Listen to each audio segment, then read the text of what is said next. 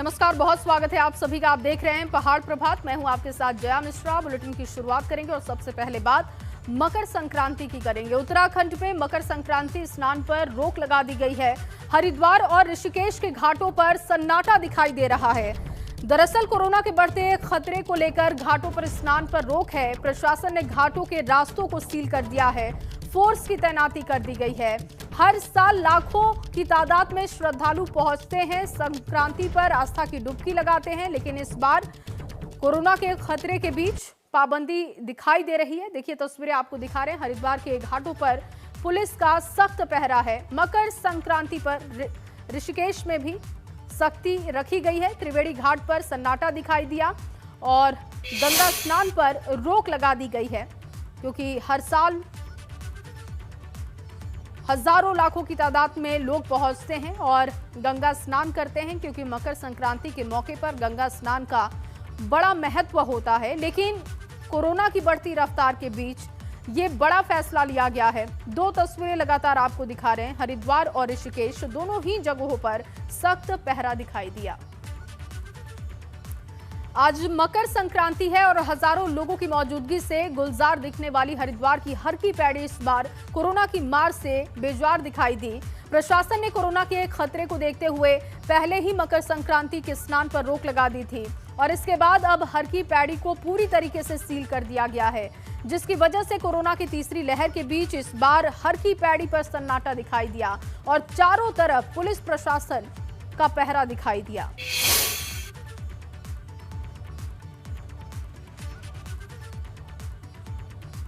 देखिए लगातार आपको तस्वीरें दिखा रहे हैं। हर की पैड़ी की तस्वीर और हर की पैड़ी को सील कर दिया गया है। प्रशासन की सख्ती वहां पर दिखाई दे रही है, क्योंकि मकर संक्रांति पर हर साल यहां पर भारी तादाद में श्रद्धालु पहुंचते हैं, गंगा स्नान करते हैं। लेकिन इस बार जिस तरीके से उत्तराखंड में कोरोना का खतरा बढ़ते जा रहा है, उसे देखते हुए ये बड़ा कदम उठाया गया है। बड़ा फैसला आप इसे कह सकते हैं। रोहित इस वक्त हमारे साथ जुड़ चुके हैं। रोहित, क्योंकि मकर संक्रांति का मौका है और हर साल की अगर हम तस्वीर देखें तो भारी तादाद में श्रद्धालु पहुंचते हैं, गंगा स्नान करते हैं, लेकिन इस बार सख्ती दिखाई दे रही है, सन्नाटा दिखाई दे रहा है। मैं बताना चाहूंगा, पिछली बार इस बार भी लाखों श्रद्धालु पंजाब, हरियाणा, दिल्ली और पहाड़ से मकर संक्रांति के दिन हर की पैड़ी ब्रह्म कुंड में गंगा स्नान करने आते थे। मगर कोरोना को देखते हुए इस बार प्रशासन ने पिछली बार की तरह इस बार भी प्रतिबंध लगा दिया है और जनपद की सभी सीमाएं पे सील कर दी गई है। हर की पैड़ी क्षेत्र पूरे को पुलिस प्रशासन ने चारों तरफ से सील कर दिया और किसी भी व्यक्ति को गंगा में स्नान करने की अनुमति नहीं है, या बाहर वाला हो या यात्री हो, और कोरोना के नियमों का पूरा पालन किया जा रहा है जी। और इसके अलावा क्या लोगों को पहले से इस बात की जानकारी दी गई थी? कोई पहले से इस तरीके की अधिसूचना जारी की गई थी? मैं बताना चाहूंगा, पिछले कई दिनों से उत्तराखंड के अंदर कोरोना के लगातार बढ़ते जा रहे थे और जिला प्रशासन लगातार लोगों से अपील कर रहा था कि इस बार का मकर संक्रांति स्नान नहीं होगा, इसको प्रतिबंध लगा दिया और जिसका प्रचार प्रशासन काफी दिनों से अखबार के माध्यम, न्यूज चैनल के माध्यम से भी कर रहा था। और चलिए, बहुत शुक्रिया आपका रोहित तमाम जानकारी के लिए। तो प्रशासन की रोक के बाद हर की पैड़ी पर सन्नाटा दिखाई दे रहा है। हर साल लाखों तादाद में श्रद्धालु पहुंचते हैं, लेकिन इस बार काफी सख्ती दिखाई दे रही है। उधर मकर संक्रांति पर ऋषिकेश के गंगा घाटों पर भी सन्नाटा पसरा रहा। कोरोना के बढ़ते खतरे को देखते हुए इस बार प्रशासन ने मकर संक्रांति स्नान पर रोक लगा दी है, जिसके बाद हर साल लाखों श्रद्धालुओं की आस्था का केंद्र रहने वाले ऋषिकेश का त्रिवेणी घाट, आज वहां पर सुबह से सन्नाटा पसरा हुआ है। सुबह से ही घाटों के आसपास भारी संख्या में पुलिस बल की तैनाती है। आने वाले श्रद्धालुओं को घाटों तक नहीं जाने दिया जा रहा है। जहां हरिद्वार और ऋषिकेश में मकर संक्रांति पर श्रद्धालुओं के गंगा स्नान पर रोक लगा दी गई है और प्रशासन की सख्ती देखने को मिल रही है, तो वहीं उत्तरकाशी में सुबह 4 बजे से ही श्रद्धालुओं का पहुंचने का सिलसिला जारी है। दूर दराज से बड़ी संख्या में श्रद्धालु मकर संक्रांति पर गंगा स्नान करने के लिए पहुंचे और आस्था की डुबकी लगाई।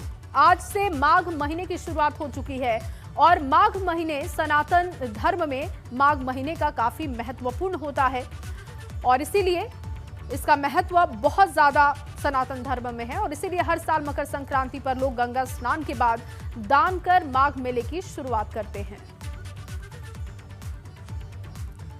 और चलिए अब आपको एक बड़ी जानकारी दे दें। देहरादून से अगले 3 दिनों में जारी होगी कांग्रेस की प्रत्याशियों की लिस्ट। ये खबर मिल रही है स्क्रीनिंग कमेटी की तरफ से। बैठक में 45 से 50 नामों को फाइनल किया जा चुका है, सहमति बन चुकी है, इस बात की जानकारी है। कल दिल्ली में कांग्रेस स्क्रीनिंग कमेटी की बैठक हुई थी और बाकी प्रत्याशियों के लिए दोबारा लिस्ट जारी करेगी कांग्रेस। दूसरी लिस्ट को लेकर कांग्रेस के दिग्गजों का मंथन जारी है और जानकारी मिल रही है कि 2 से 3 दिनों में लिस्ट जारी हो सकती है। कांग्रेस में लगातार मंथन का दौर देखने को मिल रहा है। एक एक सीट पर कई दावेदार दिखाई दे रहे हैं और ऐसे में इस बार चुनौती बहुत ज्यादा है। 3 दिनों में जारी होगी कांग्रेस की लिस्ट, ये बात सामने आ रही है। बताया जा रहा है कि स्क्रीनिंग कमेटी की बैठक में 45 से लेकर 50 नामों पर सहमति बन चुकी है। कांग्रेस स्क्रीनिंग कमेटी की बैठक में मंथन किया गया, बाकी प्रत्याशियों के लिए दोबारा लिस्ट जारी की जाएगी। लेकिन ये जानकारी है, ये ताजा अपडेट है कि 2 से 3 दिनों में नामों का ऐलान हो सकता है। वहीं दिल्ली में कांग्रेस स्क्रीनिंग कमेटी की अहम बैठक के बाद आज उत्तराखंड के दिग्गज नेताओं की भी एक बैठक होने वाली है, जिसमें शामिल होने के लिए पूर्व सीएम हरीश रावत, नेता प्रतिपक्ष प्रीतम सिंह और गणेश गोदियाल प्रदेश कार्यालय पहुंचेंगे। जानकारी के मुताबिक पार्टी आलाकमान ज्यादातर प्रत्याशियों के नाम फाइनल कर चुकी है, जबकि कुछ नामों पर अभी भी मंथन बाकी है, जिसके बाद प्रत्याशियों की फाइनल लिस्ट जारी हो सकती है।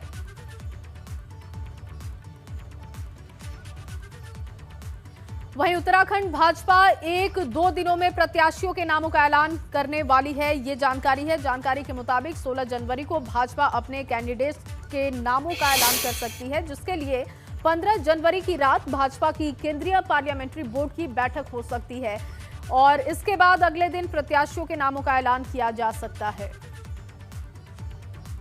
आदरणीय प्रहलाद जोशी जी ने पूरा फीडबैक लिया है, सब जिले के लोगों से मिले हैं और अब जल्दी हमारी कोर कमेटी बैठेगी। कोर कमेटी के बाद प्रदेश की समिति में इसकी चर्चा होगी और प्रदेश की समिति में चर्चा होने के बाद वो सारे के सारे नाम जो आएंगे वो केंद्रीय संसदीय बोर्ड को जाएंगे और केंद्रीय संसदीय बोर्ड से जो तय सीमा है उस तय सीमा में सबके नाम जो है। और इसी खबर पर ज्यादा जानकारी के साथ विनोद कुमार मेरे सहयोगी देहरादून से मौजूद हैं।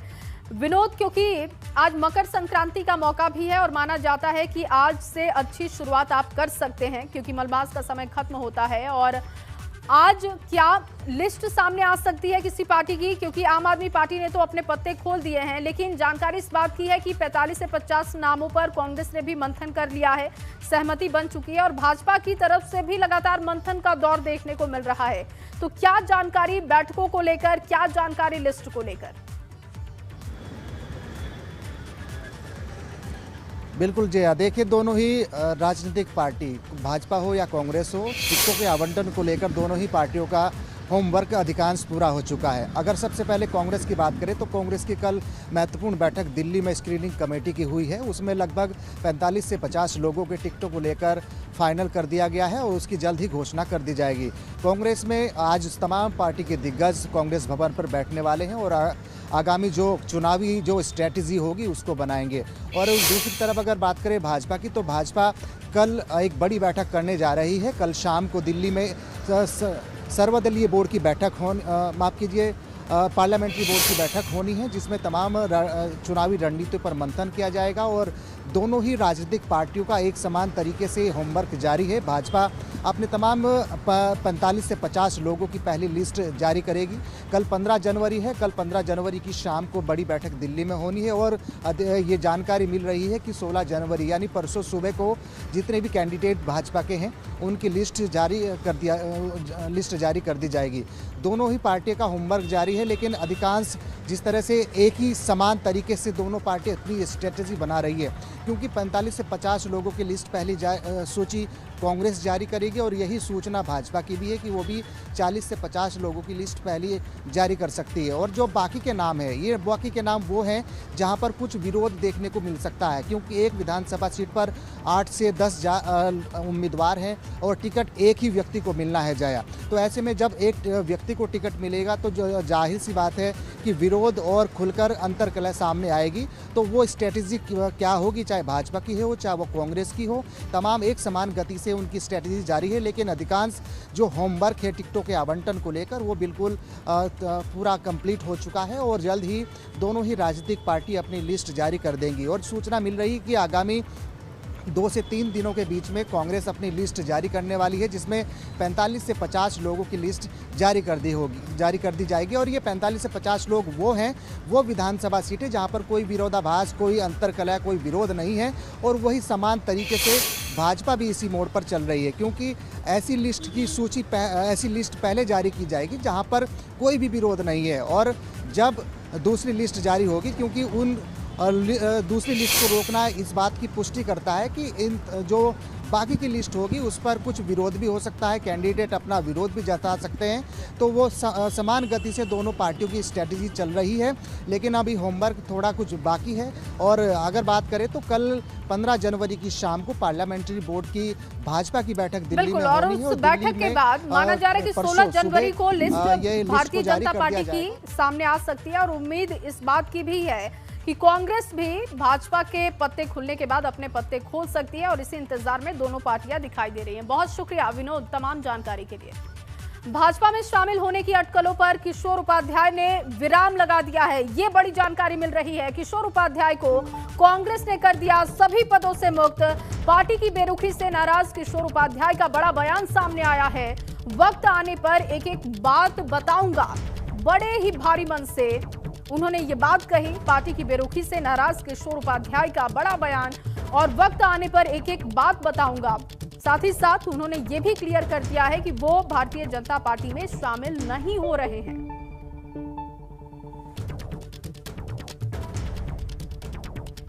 उधर हरक सिंह रावत एक बार फिर से भारतीय जनता पार्टी के लिए मुश्किल बनते हुए दिखाई दे रहे हैं। और इस बार उनकी जिद और पुत्र वधू के लिए स्नेह पार्टी को मुश्किलों में डाल सकता है। दरअसल हरक सिंह रावत लैंसडाउन से पुत्र वधू अनुकृति के लिए टिकट की मांग कर रहे हैं, जबकि लैंसडाउन से भारतीय जनता पार्टी के दिग्गज नेता दिलीप रावत विधायक हैं और वो पहले ही अपनी सीट को लेकर पार्टी नेताओं को चेतावनी भी दे चुके हैं। बावजूद इसके हरक सिंह रावत लगातार लैंसडाउन सीट के लिए दिल्ली आला कमान तक पैरवी करने में जुटे हुए हैं, जिससे पार्टी के अंदर ही टकराव की स्थिति बनती हुई दिखाई दे रही है। आने वाले दिनों में ये भाजपा के लिए टेंशन बढ़ाने वाली खबर होगी, जबकि भाजपा को प्रदेश में 60 पार का आंकड़ा छूने के लिए अपनी मौजूदा हर एक सीट को जीतना बहुत जरूरी दिखाई देती है। वहीं टिकट कटने की आशंका ने कई नेताओं की नींद उड़ा दी है। लैंसडाउन से विधायक दिलीप रावत भी इन दिनों काफी परेशान दिखाई दिए और कभी उनकी कांग्रेस नेताओं से मुलाकात की खबर सामने आती है तो कभी भाजपा छोड़कर कांग्रेस में शामिल होने की बातें आती हैं। हालांकि दिलीप रावत ने इसे खारिज कर दिया है और दिलीप रावत का कहना है कि वो पार्टी हाईकमान के आदेश के मुताबिक कोई काम करेंगे, जो हाईकमान का आदेश होगा उसी मुताबिक वो चलेंगे। मैं आश्चर्यचकित हूँ कि इस तरह की खबरें छाप रही हैं और मैं कल भी आज भी पार्टी कार्यालय में था और जो लोग ये खबर छपा रहे हैं मैं उनसे भी निवेदन करना चाहता हूं कि बिना आधार के कोई समाचार न छापें और ये दुर्भाग्यपूर्ण है। 15 तारीख को शायद बैठक संभावित है, वो हमारे शीर्ष नेतृत्व उसमें निश्चित करेगा, फिर 18 तारीख को केंद्रीय नेतृत्व करेगा। अभी तो जब बात ही नहीं हुई शुरू तभी तो बिना बात के कयास लगाया। मैं पार्टी का कार्यकर्ता हूँ और सबसे बड़ी बात है कि मैं घोर हिंदूवादी हूँ, राष्ट्रवादी हूँ और इसलिए मेरी आइडियोलॉजी बदलने का तो कोई मतलब ही नहीं होता और मुझे पार्टी जो भी कार्य देगी मैं उसको निकालूंगा। वहीं दिल्ली के डिप्टी सीएम मनीष सिसोदिया ने रुद्रपुर में प्रेस कॉन्फ्रेंस की और इस दौरान उन्होंने भारतीय जनता पार्टी और कांग्रेस पर निशाना साधा। सिसोदिया ने कहा कि आप ईमानदारी की राजनीति करती है और इसीलिए सरकारी सिस्टम को भी बेहतर करने की जरूरत है। सिसोदिया ने कहा कि अगर आम आदमी पार्टी सत्ता में आती है तो सरकारी अस्पताल और स्कूलों को बेहतर करने का काम होगा। सरकारी स्कूल इतने शानदार हो जाएं कि प्राइवेट स्कूल में अब लोग अपने बच्चे को ना भेजने की जरूरत महसूस करें। अस्पताल इतने शानदार हो जाएं कि लोगों को यहाँ से भागना ना पड़े, दिल्ली या कहीं और किसी प्राइवेट हॉस्पिटल में ना भेजना पड़े। ये अरविंद केजरीवाल जी की राजनीति की मूल आधार है। लेकिन उसके साथ साथ स्टेट की डिमांड के हिसाब से, स्टेट की जरूरतों के हिसाब से, लोगों के हिसाब से अरविंद केजरीवाल जी की राजनीति में अलग अलग लोगों के लिए अलग अलग योजनाएं बताते हैं। उसमें उन्होंने 300 यूनिट बिजली फ्री और महिलाओं के लिए 1000 रुपए का वादा किया है। यहाँ के सभी सैनिकों को सरकार में लेके उनके स्किल को यूज करते हुए आगे बढ़ाने का, राज्य को आगे बढ़ाने का वादा किया है। वहीं उत्तराखंड चुनाव में बसपा भी अपने प्रत्याशी उतारने की पूरी तैयारी कर चुकी है। गुरुवार को काशीपुर में बसपा स्क्रीनिंग कमेटी की बैठक हुई और इसमें बसपा के प्रदेश प्रभारी मेघराज जरावरे पार्टी नेताओं के साथ चुनावी रणनीति के साथ ही टिकट दावेदारों को लेकर उन्होंने चर्चा की और प्रदेश प्रभारी के मुताबिक बसपा बहुत जल्द 20 प्रत्याशियों की लिस्ट सामने रख सकती है, जबकि कुछ प्रत्याशियों का ऐलान बसपा पहले भी कर चुकी है। 1-2 दिन में बाकी सीटों पर प्रत्याशियों के नामों का ऐलान भी कर दिया जाएगा। बसपा के लिए प्रदेश में युवाओं की बेरोजगारी और पलायन अहम मुद्दा है। कैंडिडेट की आज घोषणा हो सकती है और कुछ कैंडिडेट की हमारी लगभग 7-8 कैंडिडेट की घोषणा पहले से हो चुकी है। और पूरी सूची कब तक जारी हो जाएगी? पूरी सूची 1-2 दिन के अंदर जारी हो जाएगी। सभी 70 सीटों पर सभी 70 सीटों पर बहुजन समाज पार्टी चुनाव। सीधे बड़ी खबर का रुख करेंगे। देहरादून से आपको बड़ी जानकारी दे, शिक्षा विभाग में आचार संहिता लगने के ठीक पहले किए गए तबादले रद्द किए जा चुके हैं। ये बड़ी जानकारी मिल रही है। शिक्षा विभाग में आचार संहिता वाले दिन कई शिक्षकों के तबादले किए गए थे और इन्हें अब रद्द किया जा चुका है और ऐसे में शासन की ओर से सभी शिक्षकों के तबादले रद्द किए जा चुके हैं। पंकज फोन लाइन पर मौजूद हैं। पंकज, ये बड़ा फैसला इसे कह सकते हैं कि आचार संहिता वाले दिन तबादले हुए और अब इसे रद्द किया गया।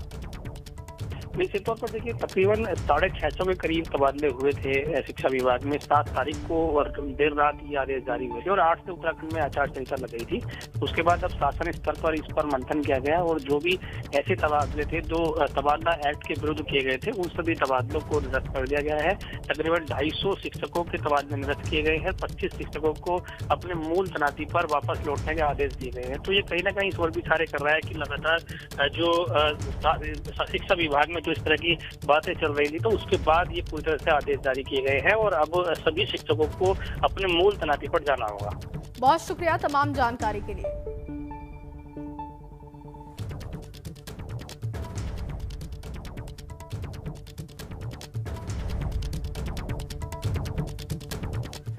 और चलिए इस बीच आपको एक और बड़ी जानकारी दे दे। कोविड को देखते हुए शासन की तरफ से एक और गाइडलाइन जारी की गई है। सरकारी दफ्तरों में गर्भवती महिला कर्मचारी घर से काम कर सकेंगी और इसके साथ ही 58 साल से अधिक उम्र के बीमार कर्मचारी भी वर्क फ्रॉम होम पर होंगे। उन्हें ये सुविधा दी जा रही है और शासन की ओर से आदेश जारी किया जा चुका है।